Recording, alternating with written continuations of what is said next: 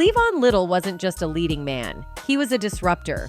As Sheriff Bart in Blazing Saddles, he didn't just lampoon racism, he threw Hollywood's own hypocrisy back in its face. His performance was funny, sharp, and fearless, cementing him as a trailblazer in a system that didn't exactly want him to succeed. But while the world saw Cleon as a witty, magnetic star, insiders whispered about a side of him the cameras never caught. And Robyn Hilton, his co-star, may have been at the center of it all. The current young stars intrigue you? Neil Diamond. Neil Diamond? Right. Yeah. That's it. Doc, you have fallen quiet over there. On screen, Hilton played the wide-eyed blonde bombshell, her character a satirical parody of the Hollywood starlets before her. But off-screen, the whispers said she was anything but naive. Rumors swirled that Hilton and Little were practically glued to one another between takes, sharing inside jokes, sneaking off for line rehearsals that had nothing to do with the script, and exchanging looks that were far too loaded to be professional. Crew members claimed the chemistry wasn't acting, it was real, and it was risky. Because, make no mistake, this wasn't just about attraction. It was about breaking every rule of 1970s Hollywood. At the time, interracial relationships weren't just frowned upon in the industry, they were buried. Studios had PR departments dedicated to covering up anything that might rattle middle America, and a blonde actress caught in a fling with a black leading man would have been nuclear. For Hilton, it could have branded her as unmarketable. For Cleon, it could have cost him every opportunity that was just starting to open up. And yet, the rumors persisted. Some who worked on the film swore they saw the two slipping away to private trailers. Others recalled how Cleon would go unusually quiet whenever Hilton entered a room, his cool charisma briefly replaced by something more vulnerable. Hilton, meanwhile, had a reputation for catching the attention of her co-stars. But with Cleon, insiders claimed there was something different, something softer but also more dangerous. Always observed behavior of all kinds of people, specifically older people. I've really been fascinated by that, and it helped me to do it much easier. The most controversial part?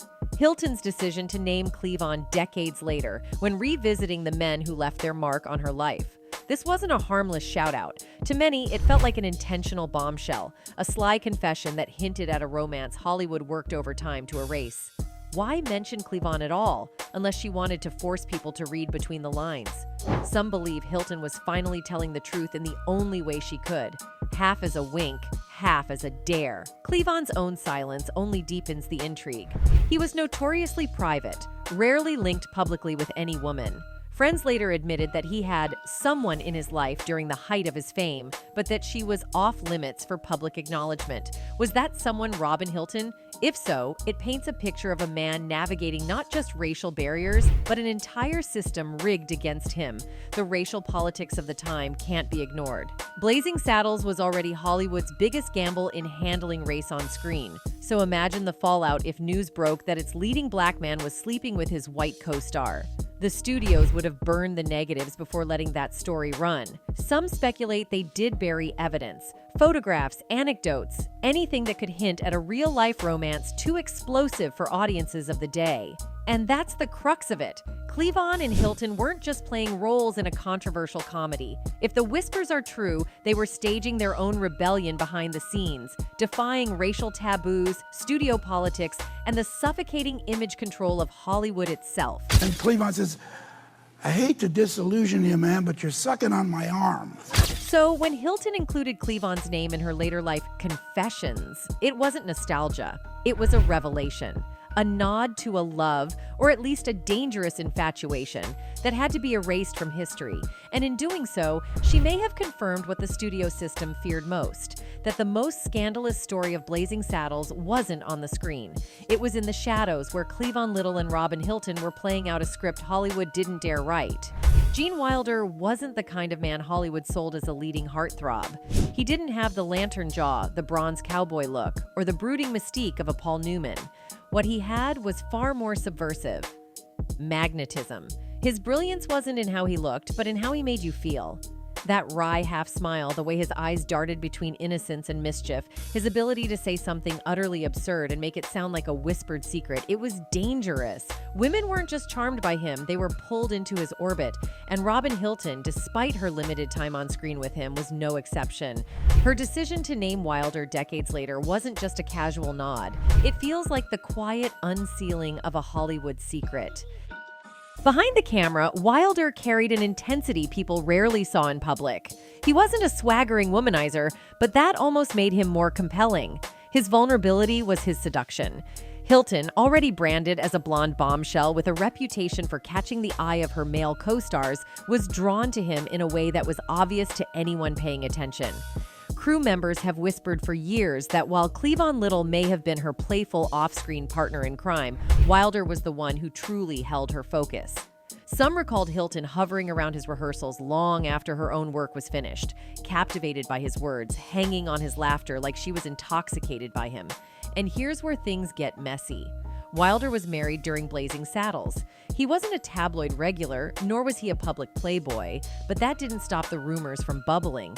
For years, whispers circulated that Wilder's quiet genius persona was partly a mask, that behind closed doors, he carried an allure so potent that women he worked with often found themselves swept up in it. The press painted him as eccentric and sweet. But insiders, they described him as magnetic, intoxicating. If you had any idea of how many people stopped me about Willy Wonka, you'd be surprised. I mean, you're thinking a lot, but it's more than a lot. Irresistible. Hilton's inclusion of him decades later reopens that can of worms.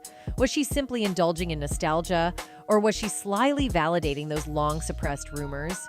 That Wilder wasn't just the awkward comic genius, but one of Hollywood's best-kept seducers?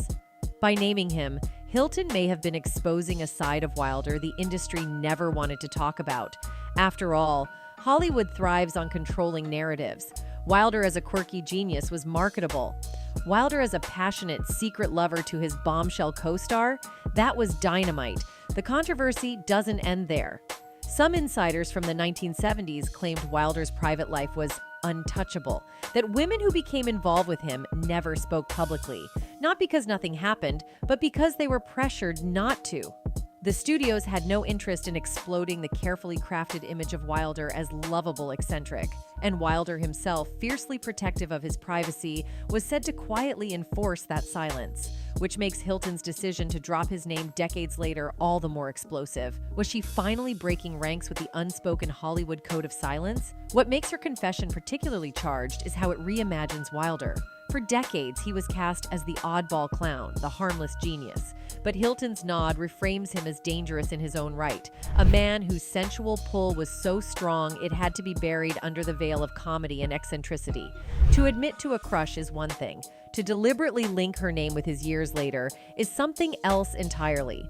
It feels less like fangirl nostalgia and more like Hilton slyly reminding the world that even the most innocent-seeming legends had shadows, and that Gene Wilder's shadow might have been far darker and far more intoxicating than anyone ever dared to say aloud. So the question remains, was Hilton simply reminiscing about a schoolgirl-style infatuation? Or was she finally confirming what insiders always whispered, that Gene Wilder wasn't just the comic genius of Hollywood's imagination, but a man whose private passions were so carefully hidden that only now, decades later, are we starting to see the cracks in the facade? Ross Hagen was Hollywood's definition of danger, the lean, rugged anti-hero who never quite fit the polished studio mold. He wasn't the boy next door leading man. He was the bad boy your parents warned you about, the kind who smelled like cigarettes, whiskey, and trouble. Women flocked to him, men envied him, and his reputation for seducing co-stars was as much a part of his resume as any film credit. Hagen didn't chase respectability. He chased chaos, and everyone in Hollywood knew it. So when Robyn Hilton landed the role of Inga opposite Hagen in Wonder Woman, the pairing was explosive before the cameras even rolled. Shot in Manila, a world away from the watchful, judgmental glare of Hollywood, the production quickly turned into something bigger than a B-movie. Manila in the early 1970s was a fever dream. Cheap rum flowed like water, the clubs pulsed until sunrise, and American actors arrived to find themselves worshipped like gods. It wasn't just filmmaking, it was a free-for-all. And in that setting, with Hilton at the height of her bombshell allure and Hagen at his most magnetic, the whispers practically wrote themselves. Crew members claimed Hilton and Hagen had a kind of energy that was impossible to ignore. He teased her mercilessly on set. She gravitated toward him even when she wasn't in the scene, and more than one insider swore they caught the two sneaking off together when the director yelled cut. By night, rumors said, they slipped into backstreet clubs arm in arm, drinking until dawn and sometimes disappearing into hotel rooms with the door locked until morning. One crew member later put it bluntly, they weren't just co-stars, they were fire and gasoline. You knew they were going to burn something down, you just didn't know what.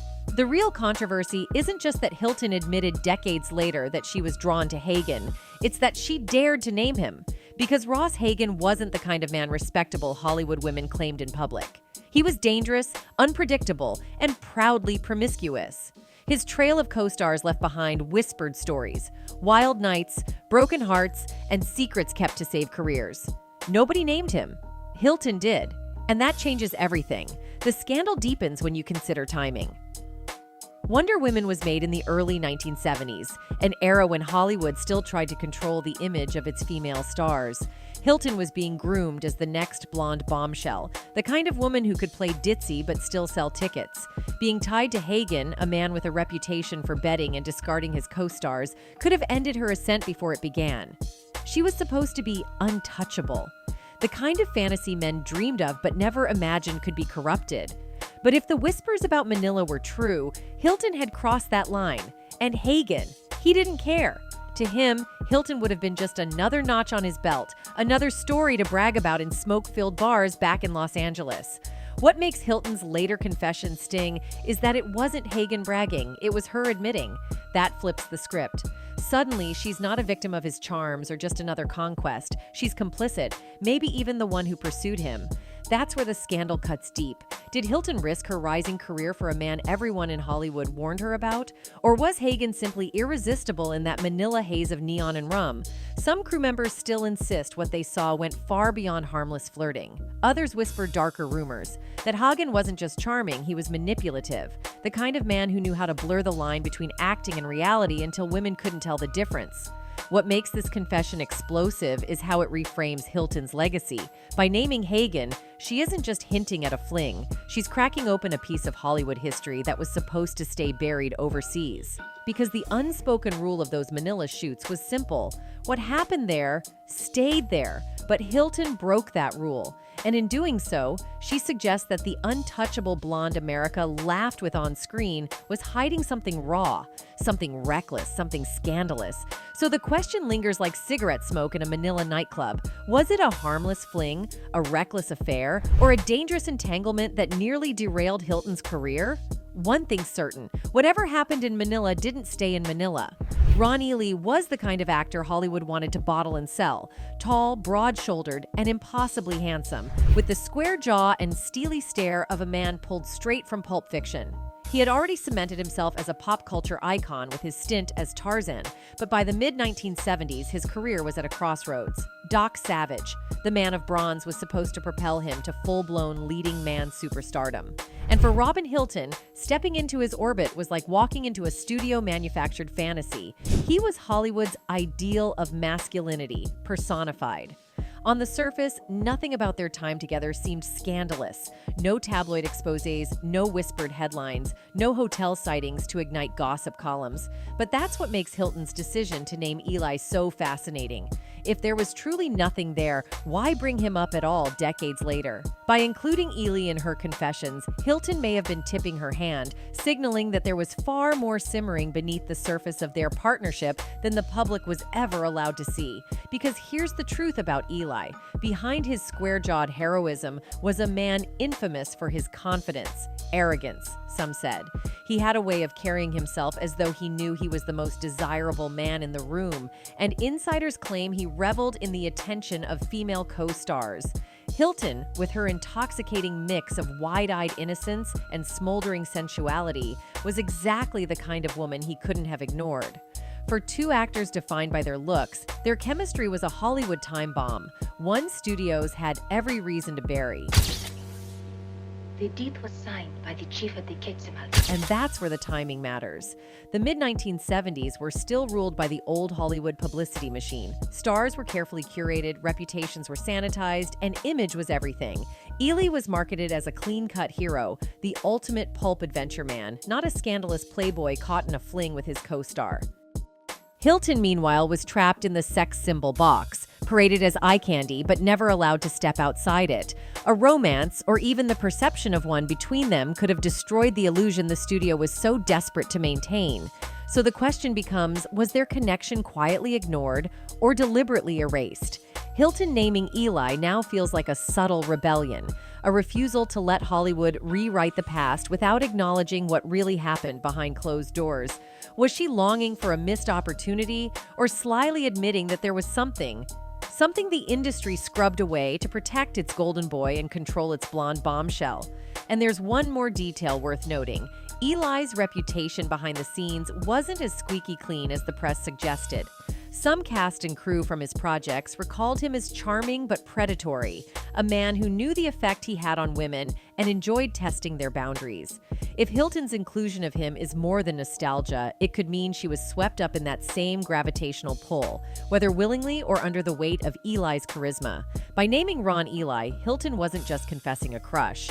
She may have been daring Hollywood to finally admit what it has always tried to suppress, that its clean-cut heroes were often anything but, and that the true stories of what happened on those sets were far messier, riskier, and more human than the polished image that made it to the screen. By the time Robyn Hilton crossed paths with Tony Curtis, he was more than an actor. He was Hollywood aristocracy. His career had already spanned decades, and films like Some Like It Hot had made him an international sex symbol. But by the 1970s, Curtis's reputation wasn't just about his talent. It was about his legendary appetites.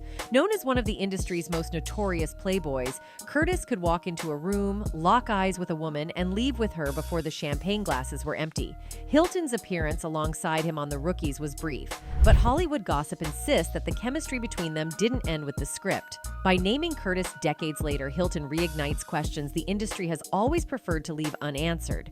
Was she merely dazzled by his star power, or was she quietly admitting she became one of the many women swept into his irresistible orbit? Tony Curtis left a trail of scandal wherever he went. His affairs were legendary, his seductions notorious, and more than once, his liaisons involved women already tethered to powerful men, fueling quiet feuds behind Hollywood's closed doors. Hilton, still rising, was exactly the type of woman Curtis loved to chase. Beautiful, ambitious, and vulnerable to the attention of an industry titan. Insiders often whispered that Curtis had a collector's instinct when it came to women. He wanted to conquer every beauty who crossed his path, and Hilton, at the peak of her allure, would have been an irresistible challenge. What makes Hilton's confession truly fascinating is the choice itself. She didn't need to name him. She could have skipped over Curtis and avoided speculation entirely. Instead, she deliberately resurrected his name, knowing full well the weight it carried. That's not nostalgia, that's provocation. Was she hinting at admiration from afar, or slyly acknowledging that she too was pulled into the Curtis whirlwind? And then there's the party circuit. Hollywood in the 1970s wasn't just about film sets. It was about the after-hours scene, the private gatherings at the Chateau Marmont, the drug-fueled soirees in the Hollywood Hills, and the endless flow of women orbiting the most powerful men in the business. Curtis was a fixture at these parties, and his reputation for blurring the lines between professional and personal encounters was legendary. If Hilton and Curtis connected beyond The Rookies, it likely wasn't on a set. It was under the haze of late-night glamour, where secrets were traded as freely as cocktails. By putting Curtis on her list, Hilton may not only be confessing a crush, she might be reminding Hollywood of something it already knew but never dared to print. That no woman in Curtis's orbit was ever entirely untouched by his charm, and that she too was caught in the gravitational pull of a man whose scandals were as famous as his films. Her confession doesn't read like admiration, it reads like acknowledgement. And in Tony Curtis's world, acknowledgement often came with consequences, because for every woman he seduced, there was always the risk of being remembered as just another name in his infamous trail of conquests. In the mid-70s, Paul Michael Glazer wasn't just a TV star. He was the TV star. As Starsky, the tough guy cop with street smarts and quiet charm, he became an overnight heartthrob. Women adored him, men idolized him, and Starsky and Hutch dominated pop culture. When Robyn Hilton landed her guest role on the show in 1977, she wasn't just walking onto a TV set, she was stepping into the orbit of one of the most magnetic stars of the decade. On screen, their dynamic was striking. Hilton's soft, doll-like beauty and vulnerability clashed beautifully against Glazer's rugged bravado, creating sparks that audiences couldn't miss. But decades later, Hilton's decision to name him specifically in her list of confessions forces a harder look. Of all the leading men she crossed paths with, why single out Glazer after so much time? The answer might be less about nostalgia and more about something she never fully said out loud. Behind the cameras, the Starsky and Hutch set was notorious for its free-spirited 70s atmosphere. The cast and crew weren't strangers to after-hours parties, blurred boundaries, and late-night hangouts that often went far beyond rehearsals. Insiders have long whispered that Hilton and Glazer shared more than just professional chemistry, that something lingered after the cameras stopped rolling. And Hilton, who was already known for catching the eyes of her co-stars, may have found herself caught in Glazer's orbit in ways that were impossible to shake. Here's where it gets controversial. Paul Michael Glazer wasn't single. He had married producer Elizabeth Meyer in 1980, but even in the late 70s, he was deeply entangled in serious relationships. That means if Hilton's subtle confession is more than a crush, it hints at a scandal studios would have buried immediately. For a married or soon-to-be-married TV star at the height of his fame to be linked with a blonde bombshell like Hilton would have been dynamite in an era when image meant everything. Hilton's inclusion of Glazer decades later then feels like more than flattery. It feels like a carefully veiled revelation. Was it a flirtation that never crossed the line? A one-night fling hidden behind studio walls? Or is Hilton finally confirming what some insiders already suspected? That Starsky's tough guy with a heart act didn't stop at the script, and Hilton was one of the women who experienced his pull firsthand? For fans, it's uncomfortable. They want to remember Glazer as the noble TV hero, not as a man who may have blurred the lines with a guest star while already committed elsewhere. But Hilton's confession suggests that the story of her time on Starsky and Hutch wasn't just about the role she played. It was about the connection she couldn't forget, even decades later. And that's the real scandal. Was Hilton simply confessing an innocent crush, or was she quietly pulling the curtain back on one of TV's golden boys, hinting that his private life was far messier than the public ever knew? By the mid-80s, Robyn Hilton's career wasn't burning as bright as it had in the 70s, but Malibu Express placed her right back in Hollywood's chaos, and standing alongside a young David Hasselhoff, who was still years away from becoming the Hoff. This wasn't just another campy B-movie, it was a powder keg. Hasselhoff wasn't yet the wholesome Knight Rider hero or the heroic lifeguard of Baywatch. Back then, he was brash, cocky, and reckless, oozing raw charisma that drew women to him in dangerous droves. Insiders have long whispered that the Malibu Express set was no ordinary production. It was a free-for-all, booze-fueled parties, cocaine flowing behind closed doors, and actors testing how far they could push their newfound fame. Hasselhoff, with his towering height and cocky grin, wasn't just another actor. He was the center of the storm. Hilton's decision to name him decades later doesn't feel innocent. It feels pointed, like she's cracking open a secret that was never meant to see the light of day. And here's where it gets messy. Hasselhoff was already being groomed for TV stardom. His image was meticulously polished, clean-cut, heroic, all-American. Any scandal, especially one involving wild nights with co-stars, blurred lines at after-hours parties, or even the suggestion of something darker, would have been career suicide. Hollywood knew how to bury its sins, and the 80s machine was ruthless when it came to protecting its rising stars. So if something did happen between Hilton and Hasselhoff, it would have been scrubbed from the record before the tabloids could sniff it out. But Hilton mentioning him now suggests more than nostalgia. Is she slyly admitting that she was swept up in his chaos? Or is this her subtle way of reminding the world that Hasselhoff's rise to fame wasn't as squeaky clean as fans were led to believe? The implications go deeper when you line up the timelines. Hasselhoff's ascent was rocket fast, and Hilton's star was fading. That imbalance of power raises uncomfortable questions. Was Hilton just another notch in his belt, discarded when he didn't need her? Or was she silenced, whether through intimidation or the unspoken Hollywood rule of survival, stay quiet if you want to work again?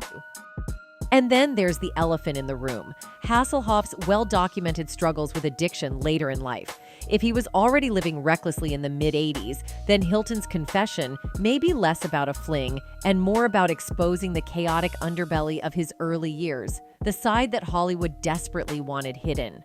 So when Hilton drops his name now, it feels less like a harmless anecdote and more like a veiled accusation. Was Malibu Express just a cheesy B-movie? Or was it the stage for a scandal that could have derailed Hasselhoff's carefully crafted image before it even began? One thing's for sure, Hilton's wink at Hasselhoff's name isn't casual. It's controversial, and it forces fans to ask an uncomfortable question. How many of Hollywood's so-called icons climb to the top while burying secrets in the rubble of those they left behind? Robyn Hilton's career has always been wrapped in mystery. Unlike most actresses of her time, Hilton never played by the rules. She was stunning, magnetic, and unforgettable on screen, yet she always seemed to disappear just as quickly as she appeared. Some say this was by choice. Hilton wasn't the type to play Hollywood's political games. Others insist it was because she knew too much, partied too hard, or got caught up in the kind of scandals that studios worked overtime to bury. Her sudden retreat from the spotlight left a trail of unanswered questions, and those questions only grow sharper with her latest confession. And everything that they have said about you is true. You're a lovely-looking young girl. Thank you. Yeah. Bursting onto the screen in the early 1970s, she became a Hollywood fantasy. When Hilton appeared in Blazing Saddles, she was instantly typecast as the ultimate blonde bombshell. Tall, curvy, with that innocent yet dangerous aura, she became every producer's dream and every co-star's temptation. Insiders claim she was pursued relentlessly by leading men, directors, and even married executives who saw her as Hollywood's next sex symbol. The irony? Hilton was never given the lead roles her looks seemed destined for. Was it because she refused to play the casting couch game? Or because she was too involved with the wrong people behind the scenes? Long blonde hair, curves that commanded attention, and a sweet yet sultry presence that made her unforgettable in Blazing Saddles. Her look wasn't just marketable, it was weaponized. Hilton became a poster girl for 70s Hollywood excess, often splashed across magazines in bikinis or revealing gowns. But behind that image was a woman insiders said could shift from wide-eyed charm to razor-sharp wit in a heartbeat. Men adored her, women envied her, and directors both admired and feared her presence on set. Rumors swirled that Hilton used her beauty to get close to powerful men, and those men, in turn, used her to keep their own secrets buried. But while her on-screen time was brief, her off-screen reputation was anything but quiet. This is where things get controversial. Hilton's name repeatedly popped up in connection to Hollywood's wildest parties. Studio insiders whispered about hotel penthouse gatherings, notorious drug-fueled nights, and celebrity hookups that never made the tabloids because they were too dangerous to print. Hilton was said to be both a participant and a witness, moving in circles where A-list marriages crumbled and secret affairs thrived. Some claim she was blacklisted not because of lack of talent, but because she knew too much about the men at the top of Hollywood's food chain. Beauty contest, and somebody says, why don't you go to Hollywood? And Right. No, I decided when I was 3 years old to become an actress. Really? I decided I'd be a star. why? Who did you admire? Would you go to... Hilton was linked to wild parties, late-night industry hookups, and rumors of relationships that never quite made it to the public eye. Names were always dropped, but never confirmed. She was spotted leaving nightclubs with married actors, photographed beside men whose wives never forgave the image, and even accused of being a distraction on set. In the 70s, when Hollywood was desperate to keep its family-friendly illusion alive, women like Hilton were often labeled as problems rather than victims. Yet decades later, her decision to name the 7 actors she secretly wanted adds a dangerous twist. Was she confessing to unspoken crushes or finally lifting the lid on real affairs that were swept under the rug? Now, decades later, her confession about the 7 actors she wanted to sleep with throws gasoline on a fire that had never really gone out. The timing is suspicious. Why speak now, at 81, after staying silent for decades? Some say Hilton is chasing relevance, others believe she's unburdening herself in old age. But the juicier theory is that this is her final act of defiance, a way to expose the men she once wanted, and possibly once had without fear of retaliation.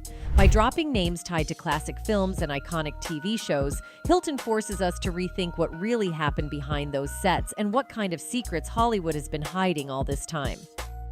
And when you look at the list, one thing becomes clear. This isn't just nostalgia. It doesn't read like a harmless list of old crushes. It reads like a confession, a breadcrumb trail. She didn't pick random names. She chose men who defined eras, who were admired publicly, but lived double lives privately. These aren't just actors she admired from afar. These are men she crossed paths with, worked with, or got close to when the lights went out. It's a peek into the private desires and possibly the hidden affairs of a woman who lived through Hollywood's most reckless, untamed years. The 70s and 80s were the Wild West of Hollywood.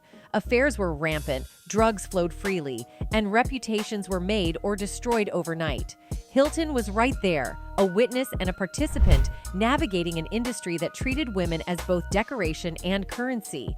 By naming her Seven, Hilton isn't just stirring gossip. She's reminding us that Hollywood's golden years were darker and dirtier than anyone wants to admit. And if even half of her confession hints at truth, then the actors we idolized were living lives far messier than their clean-cut images suggested. That's it for today. See you in the next video. Until then, goodbye.